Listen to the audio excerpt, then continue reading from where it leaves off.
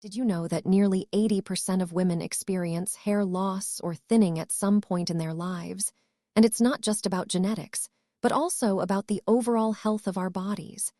This staggering statistic got me thinking about the gelatin trick and how it can actually play a role in promoting hair growth and thickness.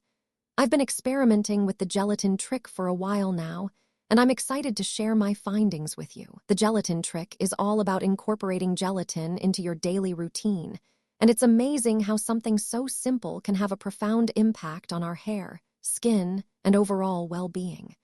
My friend, who's been struggling with hair loss, started doing the gelatin trick and noticed a significant improvement in the thickness and shine of her hair. As I delved deeper into the gelatin trick, I realized that it's not just about hair growth, but also about nourishing our bodies from the inside out. If you're curious about trying the gelatin trick for yourself, be sure to check out the link in my description for more information. And don't forget to take a look at the pinned comment below where I've shared some additional tips on how to get started with the gelatin trick. By incorporating the gelatin trick into your daily routine, you can take the first step towards achieving the hair growth and thickness you've always wanted.